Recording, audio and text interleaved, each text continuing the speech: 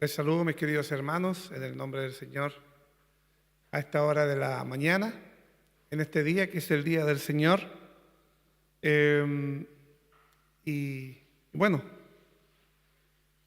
en esta serie de sermones que partimos el año pasado, en el mes de abril, ya vamos transitando en el Nuevo Testamento.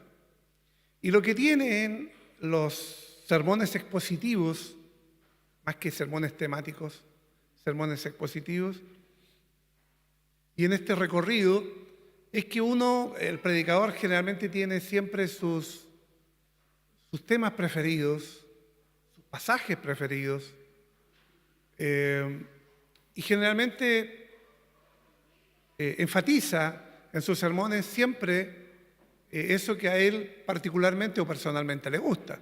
Y algo natural, cada uno de ustedes tiene sus temas, sus textos preferidos, y si cada uno tuviera la oportunidad de hablar, seguramente hablaría de ese texto. Pero cuando hacemos este recorrido, lo bueno es que el predicador no tiene la tentación de esquivar o de obviar algunos temas, algunos pasajes, algunos difíciles de explicar, otros aparentemente poco relevantes. Pero cuando uno hace este recorrido y este transitar, nos hemos encontrado con muchos pasajes en los cuales, en lo particular, yo nunca he escuchado predicar, o muy pocos sermones. Si tomamos Juan 3:16, si tomamos la parábola del sembrador, la parábola del hijo pródigo, entre otros, a lo mejor son los sermones más predicados, y no estoy diciendo que eso sea malo, pero quizás son los sermones más reiterativos. Y cuando uno escucha un sermón, el sermón del hijo pródigo, o del Dios pródigo, siempre va rescatando verdades significativas que no había encontrado cuando había predicado el sermón anterior. Porque es un pozo insondable en el cual vamos encontrando de parte de Dios lo que necesitamos. Y la palabra de Dios y el Espíritu Santo son los que de una u otra forma trabajan en nuestra mente, trabajan en nuestro corazón, nos convencen, nos llevan a los pies del Señor arrepentidos a pedir perdón. Y creo que eso es lo importante. No es, como siempre lo hemos dicho, no es el predicador de turno que está en este momento, en este lugar o en otro, sino que es la palabra de Dios la que a través del Espíritu Santo va a obrar en nuestros corazones. Y hoy día el sermón está centrado en la gloria de Dios, en la gloria de Cristo. Y muchas veces usamos ese término: esto es para gloria del Señor, esto es para gloria de Cristo, esto es para gloria de Dios. Pero muchas veces no entendemos qué es la gloria de Dios, cómo se revela la gloria de Dios, o qué es en esencia la gloria de Dios. Y hoy día, en este recorrido, nos encontramos con un momento muy especial y muchas veces incomprensible para la gente, que es lo que se le llama la transfiguración. Muchos dicen, ¿pero qué es lo que es ese término? Transfiguración. O sea, se transformó, cambió. ¿Pero en qué? ¿Y por qué? ¿Y para qué? Es lo que vamos a tratar de dilucidar a través de la ayuda, de la iluminación de Dios y del Espíritu Santo, para que podamos entender nosotros la gloria de Cristo revelada. Y la transfiguración de Cristo quizás es uno de los eventos más llamativos, más enigmáticos, por usar un término, del ministerio de Cristo. ¿Por qué Jesús escoge a 3 discípulos, ojo, y no a todos, a 3 discípulos, los aparta para que fueran testigos de un hecho extraordinario, de un hecho que sin lugar a dudas marcó sus vidas de manera única? Y este evento no solamente afirmó o reafirmó la divinidad de Jesús, o sea, que Jesús es Dios, sino también anticipó el sufrimiento de Cristo, lo que iba a padecer en la cruz, que iba a resucitar, y también anticipa de una u otra forma la futura glorificación de Cristo. O sea, también reafirmó claramente la misión por la cual Cristo vino aquí a la tierra. Que no solamente, como algunos dicen livianamente, no, es que Dios es amor, Jesús es amor, Jesús nos ama. Y es una verdad indesmentible. Pero la transfiguración muestra lo que muchos no entienden o no comprenden. ¿Y por qué Jesús llama a Pedro, a Jacobo y a Juan? ¿Por qué a ellos? ¿Por qué no otros? Para que vieran lo que vieron. Pero también esta transfiguración, y me estoy anticipando un poco a la conclusión, nos muestra la relación entre la ley, los profetas, la división que se toma en el Antiguo Testamento, la ley y los profetas. Ustedes dirán, ¿pero qué tiene que ver eso? ¿Dónde sale eso? ¿Por qué estaba Moisés en la transfiguración? Porque estaba Elías. ¿Por qué no estaba Job? ¿Por qué no estaba José? ¿Por qué no estaba Adán? ¿Por qué no tuvieron otros grandes personajes? ¿Y por qué Moisés? ¿Y por qué Elías? Y los primeros 3 versículos que ya leíamos, que no está de más tener siempre la Biblia abierta, mis queridos hermanos, porque así nunca ustedes leyendo la palabra, contrastando lo que el predicador dice con la palabra, nunca van a ser engañados. Porque Dios de una otra forma también va a iluminar sus mentes y van a descubrir si lo que el predicador está enseñando o entregando es fiel a lo que la palabra del Señor nos enseña. Los primeros 3 versículos dicen: 6 días después Jesús tomó a Pedro, a Jacobo y a Juan su hermano y los llevó aparte a un monte alto y se transfiguró delante de ellos y resplandeció su rostro como el sol y sus vestidos se hicieron blancos como la luz, y aquí les aparecieron Moisés y Elías hablando con él.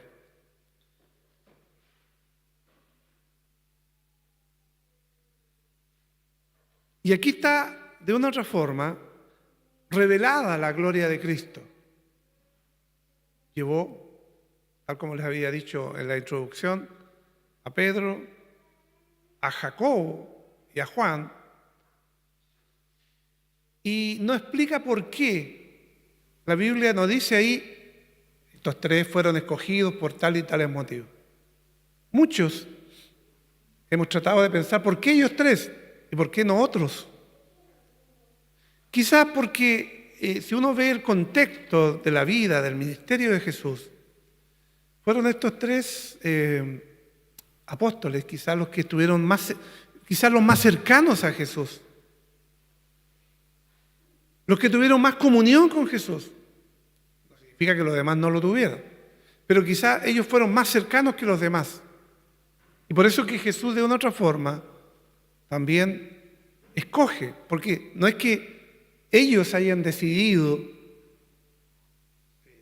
seguir a Jesús para ver lo que vieron, sino que dice la Escritura que Jesús llama, escoge a Pedro, a Jacobo y a Juan y los lleva a un monte alto para mostrarles su gloria.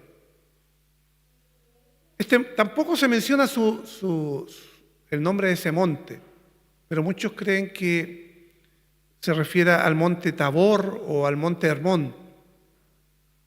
Muchos diríamos geográficamente, ubicándose de donde estaba Jesús y ver dónde allí cerca de Jesús había un monte alto, el monte Tabor o el monte Hermón. Aunque, repito, no lo menciona específicamente o explícitamente la Biblia, mucha gente cree que ese sea el monte.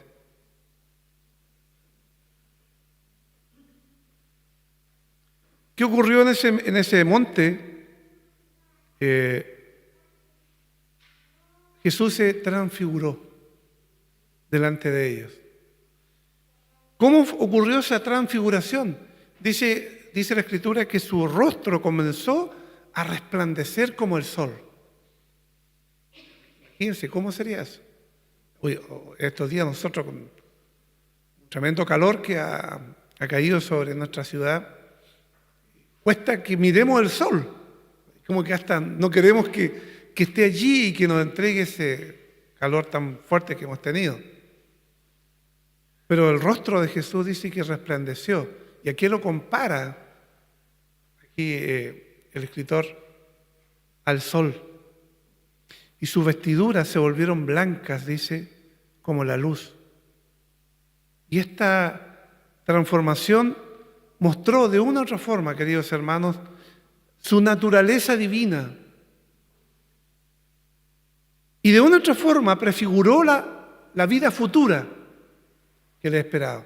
Fue como una, a ver si pudiéramos usar una degustación. Los discípulos degustaron. ¿Usted sabe lo que es una degustación, cierto? Cuando uno va a un lugar y dice, a ver, mire, pruebe esto. Pero nada más que eso. Y uno de repente, bueno, como que anticipa lo que va a comer después a lo mejor. Pero aquí fue una degustación de lo que de una u otra forma sería la gloria venidera a la cual Jesús era llamado. Quizás lo que no entendieron, y después con el tiempo lo hicieron, que era necesario antes sufrir. Entonces, imaginémonos Jacobo, Pedro, Juan, Jesús. Estos tres discípulos vieron cómo Jesús se transfiguró, su rostro como el sol, sus vestiduras blancas, resplandeció en ese lugar, apartado del resto. Y aparecieron dos grandes personajes del Antiguo Testamento, Moisés y Elías. Y hablaron con Jesús, conversaron con Jesús. Cuando uno ve de una otra forma a quien representa Moisés en el Antiguo Testamento, sin lugar a dudas que lo relacionamos con la ley. Él recibió las tablas de la ley. Él entregó, fue el intermediario que entregó las tablas de la ley a ese pueblo, por lo general incrédulo o duro de servir. Por lo tanto, Moisés representaba la ley. Pero ¿a quién representaba Elías? Elías era un profeta. Por lo tanto, Elías quizás es el ícono representativo de todos aquellos profetas. Profeta es alguien que habla en lugar de. Un profeta de Dios es alguien que habla en lugar de Dios. Y Elías es el ícono representativo de todos aquellos profetas que Dios envió en su nombre a entregar un mensaje a un pueblo que por lo general nunca recibía la palabra de buena gana y con agrado. Por lo general, los profetas vivieron momentos muy duros. Generalmente, La mayoría eran odiados por el pueblo. Muchos fueron castigados, muchos fueron asesinados. Por lo tanto, Elías tuvo que esconderse en una cueva. Elías tuvo que pasar diferentes procesos y diferentes momentos en su vida. Pero ¿por qué Elías? ¿Por qué Moisés allí, junto a un Cristo, junto a Jesús, transfigurado y glorificado? ¿Qué representa ese momento? Sin lugar a duda, que era un llamado que era muy fuerte al decir la ley y los profetas se han cumplido en Cristo. La ley y los profetas hablaban o apuntaban a Jesús.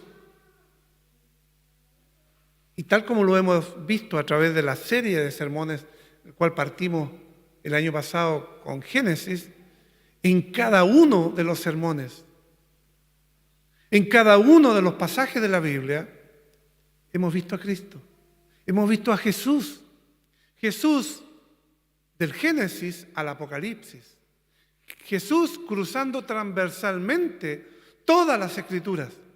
Por lo tanto, para nosotros que hemos seguido esta serie, no nos resulta sorprendente, no nos resulta incómodo, no nos resulta difícil de entender, sino que ya hemos visto, repito, que en cada sermón, de hecho, cada predicador debe saber que cada sermón debe siempre terminar en Cristo. Y una vez escuché a alguien, ¿pero cómo? ¿Pero si voy a predicar del Antiguo Testamento? Bueno, hay que entender que en cada pasaje del Antiguo Testamento, en cada testimonio, en cada vida, en cada sacrificio, en cada uno de los pasajes que allí se mencionan, están apuntando a Cristo. Por lo tanto, cuando Moisés y Elías se le aparecen a Jesús allí, junto a Jacobo, a Juan y a Pedro, no es algo al azar, no es algo sin mayor importancia. Señalaba que todo el Antiguo Testamento, tanto la ley como los profetas, testificaban de Cristo y que todo ello se cumplía en la persona de Jesús, quien estaba ahí transfigurado, mostrando su deidad, mostrando que Él es Dios, pero mostrando y anticipando también lo que iba a ser y lo que fue, ¿no es cierto?, la glorificación. No solamente en Mateo se habla de esto, sino que en Lucas 9:31 nos dice que Moisés y Elías hablaban con Jesús sobre su partida, sobre el Éxodo. Si no entendemos, queridos hermanos, esta verdad de que Jesús lo encontramos transversalmente a través de toda la Biblia, quizás podríamos pensar, a lo mejor Moisés está relatando, está contando a Jesús cómo fue el Éxodo, cómo fue la salida de su pueblo, el cruce por el mar, el transitar por el desierto, etcétera, etcétera. No está hablando de eso. Cuando hablaban con Jesús sobre su partida, se referían a su muerte y a su resurrección en Jerusalén. Dios de una u otra forma estaba preparando también, aunque quizá en el momento era incomprensible para Pedro, Jacob y Juan lo que estaban viendo, y mucho más lo que significaba que Jesús fuera transfigurado y que estuvieran allí Moisés y Elías. De una u otra forma indicaba que la obra redentora de Cristo era el punto central de la historia de la salvación. La obra redentora de Cristo es el tema que también cruza desde el Génesis hasta el Apocalipsis. Lo vemos en las vestimentas que Dios dio a Adán y Eva después de haber pecado. Eran de un animal. La Biblia no dice qué animal era. Muchos creen que haya sido un cordero. Y para sacrificar, para vestirlo, era necesario sacrificarlo. Fue necesario. Y comenzamos a ver en cada uno de los pasajes, y comenzamos a ver a Cristo a través de toda la Biblia, que el tema que realmente cruza y que de una otra forma Dios quiere hacernos pensar y creer. Veamos la reacción de sus discípulos, porque hemos visto el relato de Mateo, Lucas también, cómo ellos grafican o señalan, ¿no es cierto?, cómo fue esa transfiguración. Versículos 4 al 6 dice, Mateo 17, entonces Pedro dijo a Jesús, Señor, bueno es para nosotros que estemos aquí. Si quieres, hagamos aquí 3 enramadas, una para ti, otra para Moisés y otra para Elías. Mientras él aún hablaba, una nube de luz los cubrió, y he aquí una voz desde la nube que decía, este es mi Hijo amado, en quien tengo complacencia. A él oíd. Al oír esto los discípulos se postraron sobre sus rostros y dice, y tuvieron gran temor. Bueno, imaginémonos, nosotros allí en ese mismo escenario, sin lugar a dudas que hubiésemos reaccionado de la misma forma. Primero, ver cómo Pedro, siempre como él era impetuoso, era casi proactivo o reactivo, en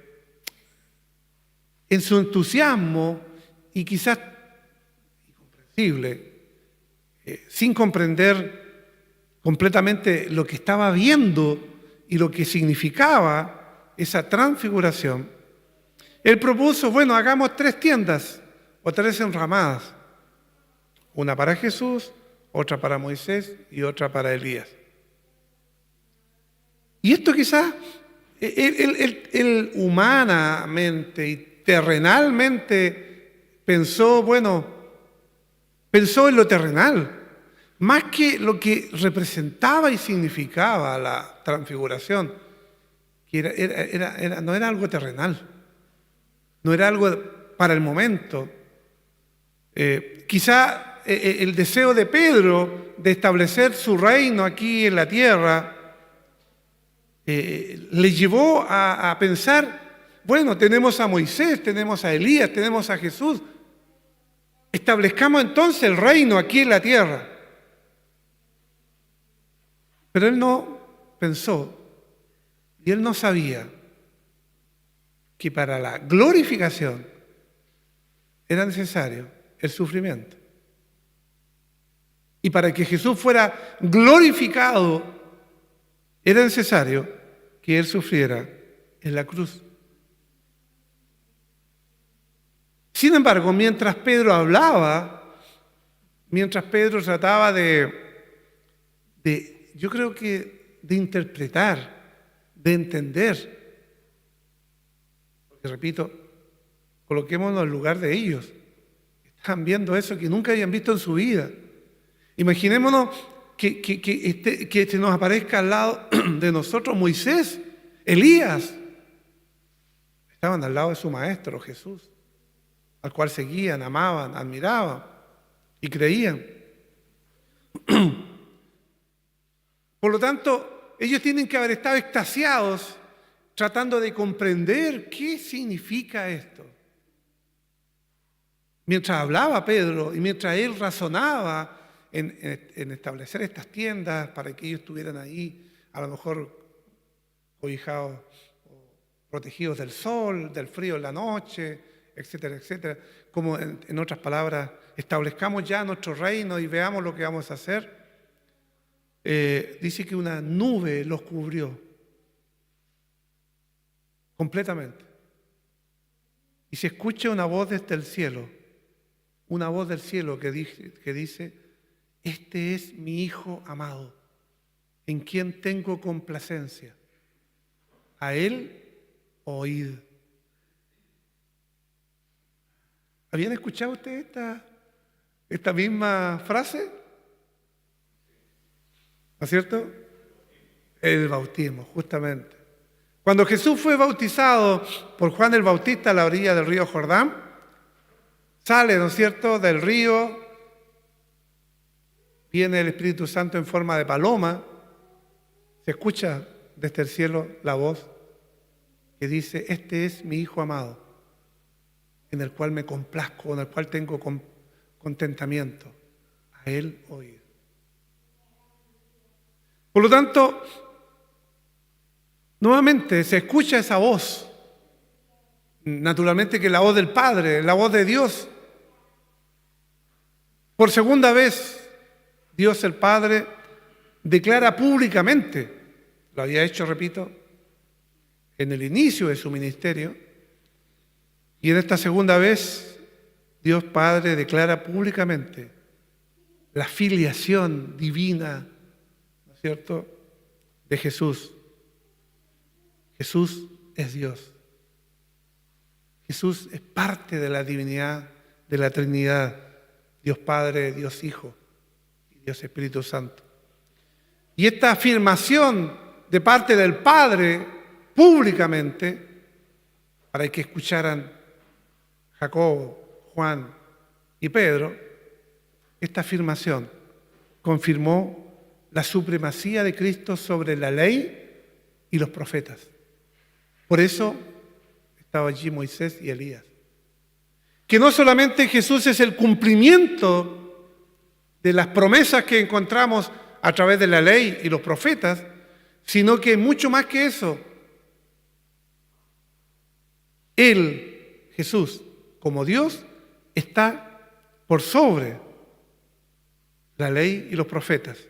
Y enfatiza que la revelación final de Dios se encuentra en su Hijo. Por eso, cuando uno va leyendo y va de una u otra forma entendiendo todo esto, puede entender cuando Jesús dijo, nadie ha visto a Dios, pero el que me ha visto a mí, ha visto al Padre. Por lo tanto, todas esas palabras tienen su confirmación a través de estos eventos, de estos hechos, que nos hacen comprender con mayor claridad, ¿no es cierto?, lo que es Jesús. Y esta afirmación de parte del Padre confirmó, como habíamos dicho, que la supremacía, que Jesús está sobre, y más que eso, es el cumplimiento de la ley y los profetas. ¿Qué pasó con los discípulos cuando vieron todo eso? Dice la Escritura que cayeron sobre sus rostros y tuvieron gran temor. O sea, poco a poco los discípulos fueron dimensionando lo que realmente es Jesús, lo que realmente es el Hijo de Dios. Fueron entendiendo paso a paso, como nos ocurre a nosotros, que cada vez que escuchamos o leemos un sermón o leemos la palabra, vamos de una u otra forma, el Espíritu Santo nos va haciendo entender lo que es realmente Dios. Y eso nos debe causar un gran temor, no un temor de miedo, sino que de reverencia, de realmente entender y comprender quién nos ha escogido, quién nos ha llamado, quién es realmente el que pagó nuestra culpa en la cruz.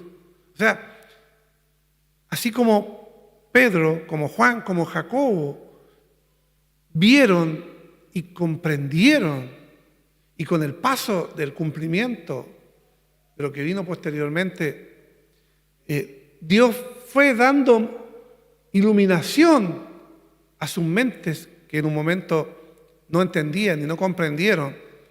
Yo creo que hasta después de la resurrección de Jesús, Los discípulos, dice la Escritura, cayeron sobre sus rostros y tuvieron gran temor al ver y al oír la voz de Dios. Y este temor reverente, repito, un temor reverente, muestra también lo que es la majestad y santidad del momento. En tercer lugar, vemos también, queridos hermanos, la relación entre la gloria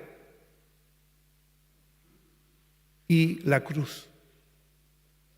Estamos en Mateo capítulo 17, ahora pasamos al versículo 7 al 9 que dice: entonces Jesús se acercó y los tocó.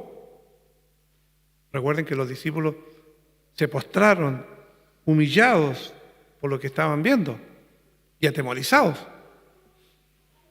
Entonces Jesús se acercó y los tocó y dijo: levantaos y no temáis.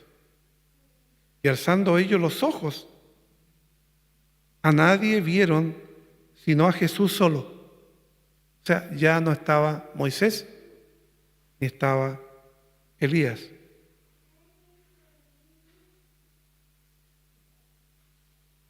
Y alzando ellos los ojos, no vieron a nadie sino a Jesús solo. Y cuando descendieron del monte, Jesús les mandó diciendo: no digáis a nadie la visión hasta que el Hijo del Hombre resucite de los muertos. También esa frase es también repetitiva.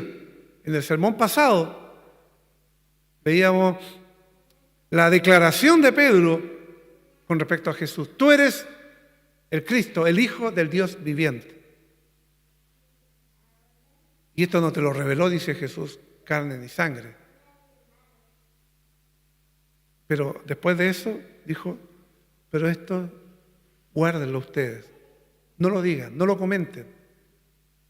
Veíamos después posterior en la clase, analizando esta parte, que no es que Jesús nos dice a nosotros: mira, estás conociendo de Él, estás aprendiendo de Él, pero calla, no digas nada. No. ¿Y cómo dice que debemos predicar el Evangelio a toda criatura? No, es que en ese momento hay muchos pasajes y muchas declaraciones que son para el momento. Uno no puede tomarla, porque si uno cree que la palabra sin su contexto debe tomarla para todos los tiempos, entonces yo podría tomar este texto y decir: hermano, Jesús nos dice que lo que hemos conocido y lo que Dios nos ha revelado, nos ha iluminado, por favor guardémonos y no se lo comentemos a nadie. Pero hermenéuticamente estaríamos pasando a llevar eso. Lo que ahora también les dice Jesús: miren, lo que ustedes han visto, lo que ustedes han escuchado, no lo comenten. No lo prediquen, no lo enseñen a toda la gente. Pero era porque, tal como en el sermón pasado lo mencioné, para ese hecho específico, es porque Jesús no quería llamar la atención y desviar la atención más bien en aquellos que lo miraban a Él como un líder político que iba a liberar a Israel de los romanos que estaban siendo los que los dominaban. Jesús no quería que el pueblo lo mirara de esa manera, sino que Él quería que el pueblo lo mirara como el Redentor, como el Salvador.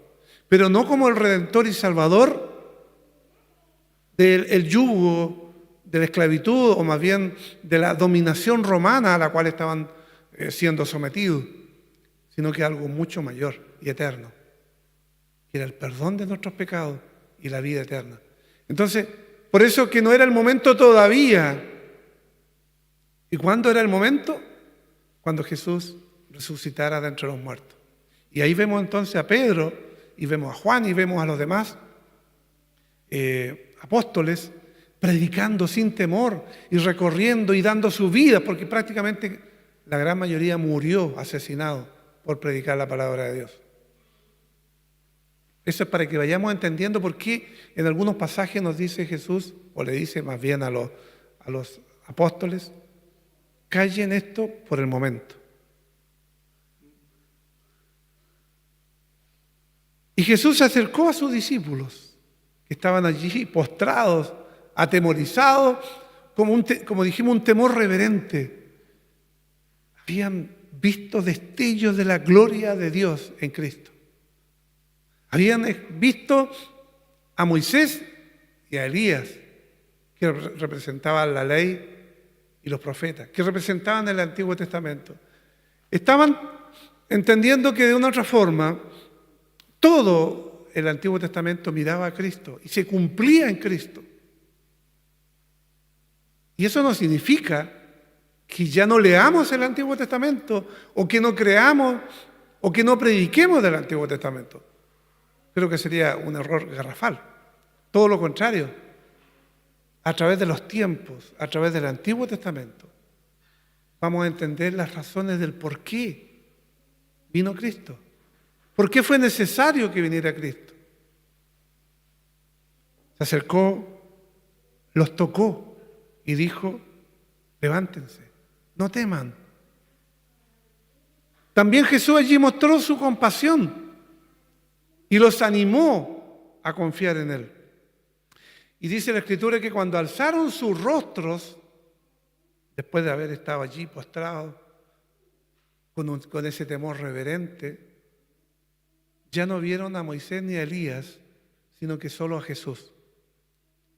Y esto también, de una otra forma, queridos hermanos, estaba simbolizando que la ley y los profetas han encontrado su cumplimiento en Cristo. Y ahora Él, Cristo, es el centro de nuestra fe y de nuestra adoración. Por eso ya no hacemos sacrificios como en el Antiguo Testamento. Por eso no hacemos todo lo que en el Antiguo Testamento Dios mandaba hacer.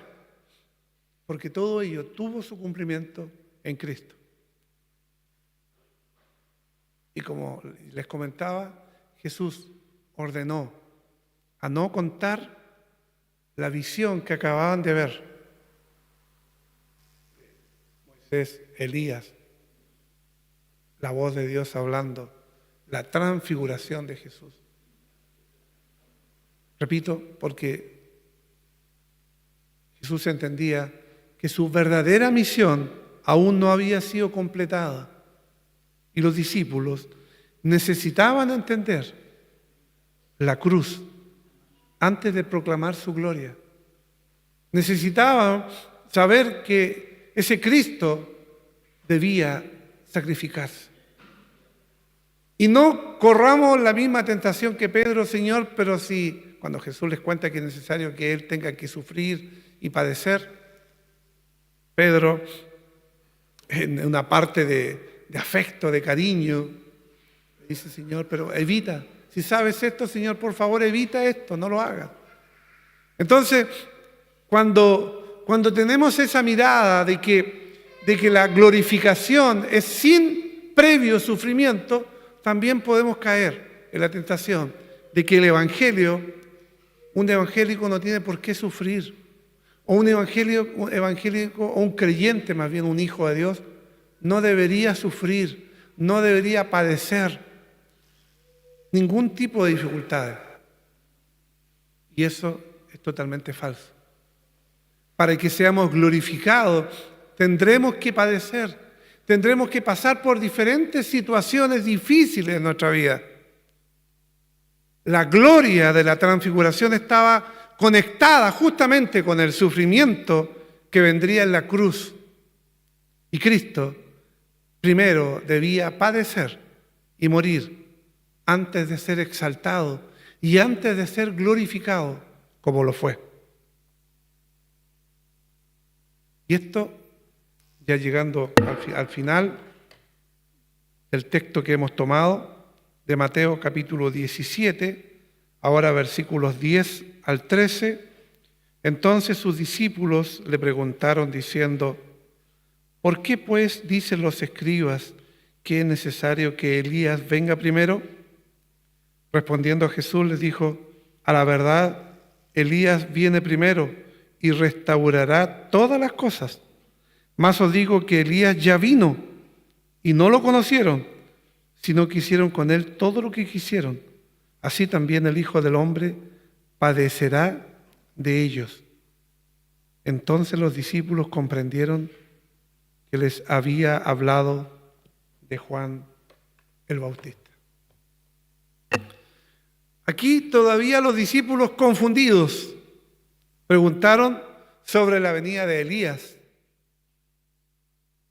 tomando las profecías de Malaquías, en el capítulo 4, versículos 5 y 6, cuando justamente habla del retorno de Elías. Pero Jesús les responde que Juan el Bautista había venido en el espíritu de Elías. ¿Se acuerdan que comentábamos también? Y muchos preguntaron en la clase después qué diferencia hay entre la encarnación de Jesús y otra falsa doctrina hereje, que es la reencarnación. ¿Se acuerdan? Bueno, Jesús aquí está explicando a Juan el Bautista que había venido del espíritu de Elías. No es que Juan el Bautista se haya reencarnado, o Elías más bien se haya reencarnado en Juan el Bautista, sino da a entender el espíritu de Elías. En otras palabras, lo que Elías hizo fue llamar al pueblo a arrepentirse y a buscar a Dios y a prepararse para la venida del Mesías que vendría. Así también Juan el Bautista hizo lo mismo, porque su llamado era justamente a que la gente se arrepintiera de sus pecados, se volviera a Dios, y era el momento en que el Mesías, él preparó los caminos para la venida del Mesías, y se cumplió cuando lo bautizó y cuando se escuchó la voz del Padre. Comienza allí su ministerio Jesús alrededor de los 30 años. Pero Jesús aquí explicó a los discípulos que naturalmente decía, bueno, los escribas eran quienes se dedicaban de una otra forma como a interpretar, a enseñar las Escrituras. Explicó que Juan el Bautista había venido en el espíritu de Elías para preparar el camino. Yo diría, para preparar su camino. Y su rechazo y su muerte a manos de Herodes Antipas, porque recuerden, fue decapitado, fue asesinado por Herodes. De una otra forma también, esa imagen, porque muchos dirán, pero ¿cómo si era un profeta? ¿Por qué un profeta? ¿Por qué un apóstol tiene que sufrir? De ahí que sacamos la conclusión o la pregunta, ¿y por qué los cristianos tenemos que padecer? ¿Por qué los cristianos tenemos que sufrir muchas veces? ¿Acaso Dios no nos va a ayudar en esa instancia? ¿O por qué Dios permite que todas estas cosas ocurran? ¿Por qué no salvó a Juan el Bautista de ser decapitado? Porque de una otra forma estaba prefigurando, primero, el rechazo de Cristo de parte de su pueblo y de los dirigentes, los escribas, los fariseos, los saduceos. Juan el Bautista también tuvo el rechazo de toda esa élite, pero también prefiguraba no solamente el rechazo que tuvo Juan el Bautista y que tendría Jesús en la predicación del reino de Dios, sino que también su muerte. Así como Juan el Bautista murió, fue asesinado, así también Jesús padecería y moriría por nosotros. Y esto justamente mostró que el Mesías debía sufrir antes de entrar en su gloria. Y este tiene un fiel cumplimiento en Isaías 53, del cual también predicamos tiempo atrás en la serie de sermones. El Cristo sufriente. Este capítulo 53, que como he dicho otras veces, pareciera que que Isaías lo está escribiendo al pie de la cruz. Pareciera, pero en realidad fue escrito 750 años antes que Jesús viniera. Pero muestra al Mesías sufriente, al Cristo sufriente. Y Jesús, tal como Él lo dijo al leer Isaías 61, en la sinagoga, que también predicamos ese sermón, Jesús dice, hoy se ha cumplido en mi persona esta profecía. Y era necesario que el Cristo sufriente padeciera antes de ser glorificado. Y naturalmente, Juan, que Pedro y que Jacob, todo esto que vieron no lo entendieron hasta después. Pero veamos algunas, ya llegando al final, algunas aplicaciones prácticas, queridos hermanos. Con lo cual partimos del sermón. Primero, la transfiguración nos recuerda que Jesús es verdaderamente Dios. Este es quizás lo primero que debemos resaltar, subrayar. Por lo tanto, si Jesús es verdaderamente Dios, no estamos siguiendo a un simple maestro, a una simple persona heroica que fue capaz de dar su vida por sus principios, por sus ideales que enseñaba y predicaba, como mucha gente dice, sino que seguimos al Hijo de Dios glorificado, mucho más que el Maestro, naturalmente, por excelencia, es el Hijo de Dios glorificado. Que además Jesús es el cumplimiento de la ley y los profetas. Por eso, ¿cómo quisiéramos que los judíos entendieran de que no tienen que estar esperando todavía al Mesías? Porque el Mesías ya vino, lo rechazaron, no creyeron en Él. Y que Jesús es el cumplimiento de todas aquellas profecías en el Antiguo Testamento a través de la ley y los profetas, representados en Moisés y en Elías allí, en la transfiguración. Eso es puntos que tenemos que resaltar, rescatar, subrayar, pero también que su glorificación, que yo llamo en lo particular esta degustación de lo que será la vida venidera en el reino de Dios, nos da confianza de que Él es digno de nuestra adoración y obediencia. Tal como lo decía nuestra hermana Alejandra, al llamarnos a adorar y a cantar a quien realmente merece y es digno de toda honra y toda adoración, alabanza y obediencia. Pero también el camino a la cruz, el camino a la gloria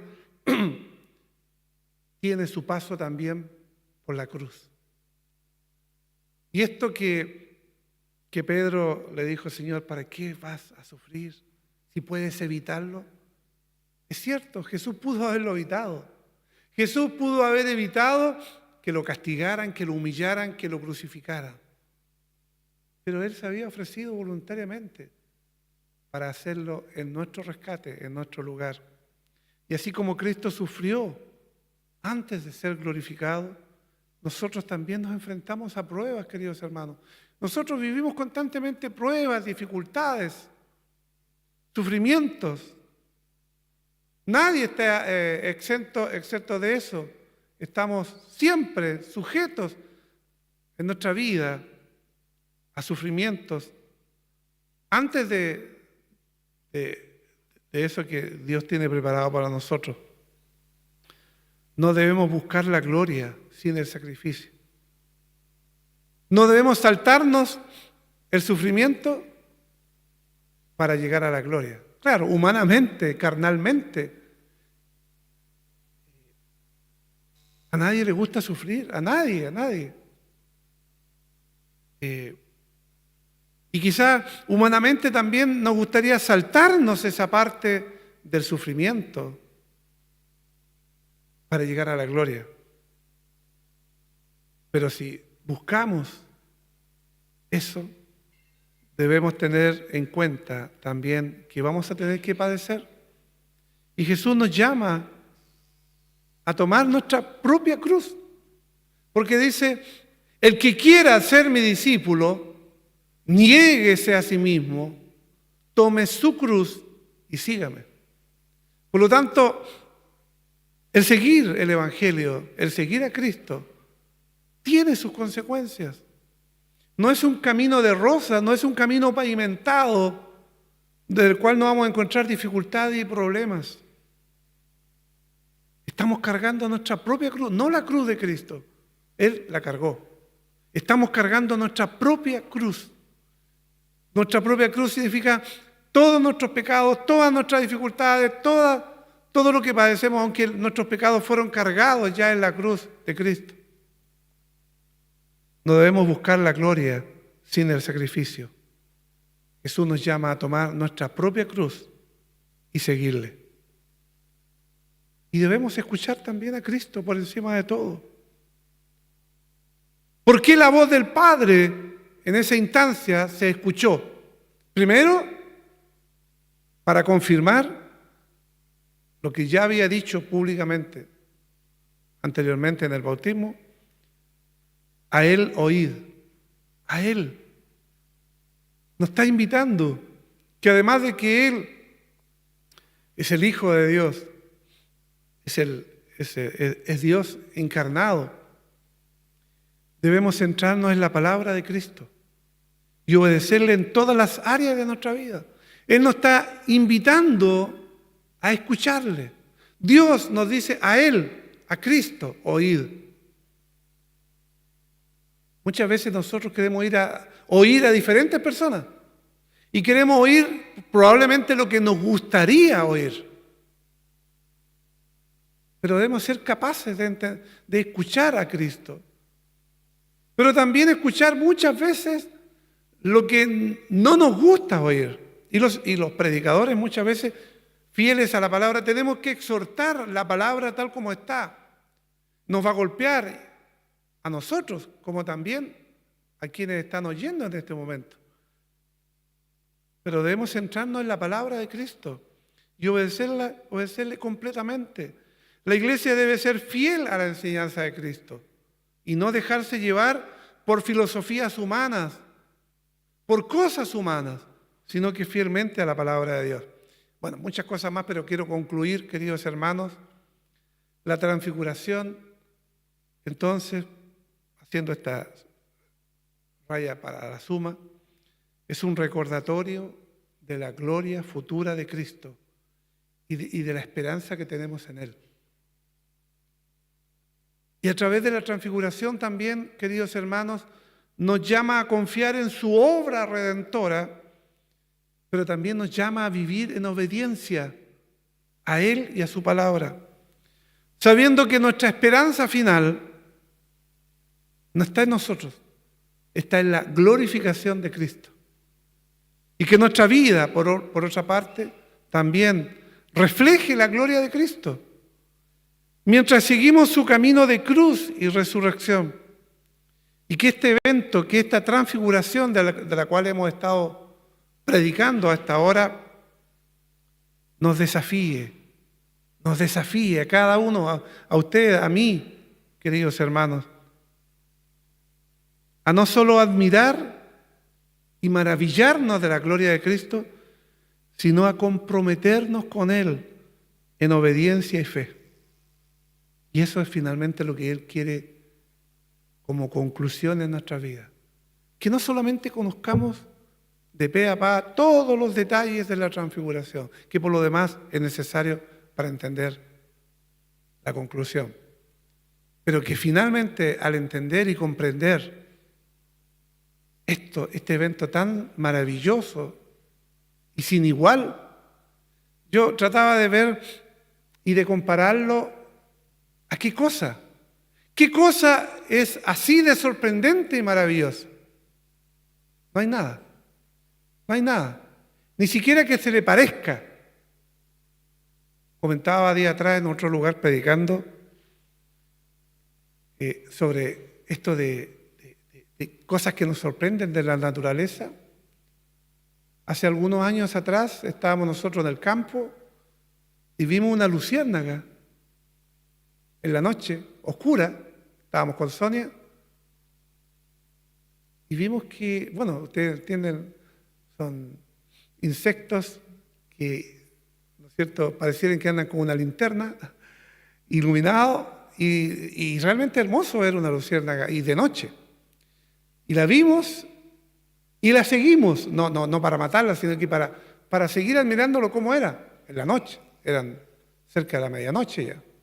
Y nos llevó ahí al bosquecito a la orilla del río. Y vimos algo que, con respecto a lo que es la naturaleza, es algo casi sin igual. Vimos a cientos de miles de luciérnagas iluminando todo el bosque, pero todo. Allí, en un espectáculo sorprendente y maravilloso. Y ahí mirábamos sorprendidos y anonadados cuánta maravilla se podía ver ahí, en esa, repito, eran miles y miles y miles de luciérnagas. Todo la parte del bosque, todo el piso era luces que brillaban, por los costados y arriba. Todo brillaba. Es quizás, desde el punto de vista de la naturaleza, el espectáculo único. Y fue único porque al otro día fuimos a esa misma hora al bosque y ya no quedaba más que 2, 3 luciérnagas dando vueltas. Quizás era el momento del apareamiento, era el lugar, era el congreso donde ellos se reunían. Pero como Dios de una otra forma también sabio los guió a la luciérnaga y sabe todo eso.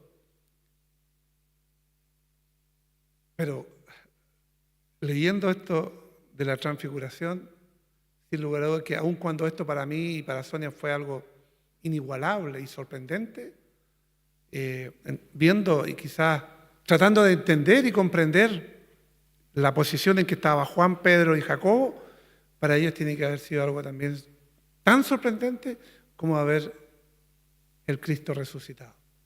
Y esto nos maravilla, esto nos sorprende, esto nos alucina, pero no solamente como para nosotros ver la majestuosidad, la grandeza y el poder y sabiduría de Dios, sino que ver que ese gran Dios puso su mirada en usted y en mí y nos escogió para que fuéramos sus hijos. Y ese Dios de amor y poder nos llama a que le sigamos, a que oigamos la voz de su Hijo, a que obedezcamos y que le amemos en medio de los problemas, en medio del sufrimiento, en medio de las adversidades, en medio de las enfermedades, en medio de todas las tribulaciones que vamos a padecer antes de llegar a su gloria. Que Dios nos bendiga. Padre, muchas gracias por tu palabra que en esta mañana nos das el privilegio de poderla compartir. Gracias por el Espíritu Santo que también ilumina nuestras mentes y nos ayuda a comprender cosas que muchas veces son incomprensibles o poco interpretables, o no las podemos discernir, no las podemos entender. Padre, gracias porque esta sabiduría la has escondido a aquellos que se creen sabios en este mundo y nos la has dado a nosotros, humildes criaturas en este mundo, para que entendamos estas verdades insondables. Gracias, Padre, por tu inmenso amor. Y creemos que así como a Jacobo, a Juan y a Pedro le instaste a él oír, nosotros también podamos siempre desear oír la palabra que tú nos mandas a través de Cristo, podamos obedecerla y podamos amarte. Muchas gracias porque haces maravillas en nuestras vidas, cada instante. Muchas veces no nos damos cuenta o no dimensionamos, Señor, la grandeza en nuestras vidas. Gracias porque cada vida, cada testimonio, cada momento que pasamos, Señor, no es casualidad, sino es para que a través de ella tú seas glorificado, pero también, Señor, seamos fortalecidos, Señor, a través de ella. Muchas gracias. Y no solamente bendice a los que estamos acá, sino que bendice a aquellos, Señor, que a lo mejor nos están viendo a través de las diferentes plataformas. Y si hay almas atribuladas, con problemas, con dificultades, fortaléceles, Señor, allí, donde quiera que estén, y que te busquen y que conozcan al Dios vivo, único y verdadero. Padre, muchas gracias por todo, en el nombre de Cristo. Amén.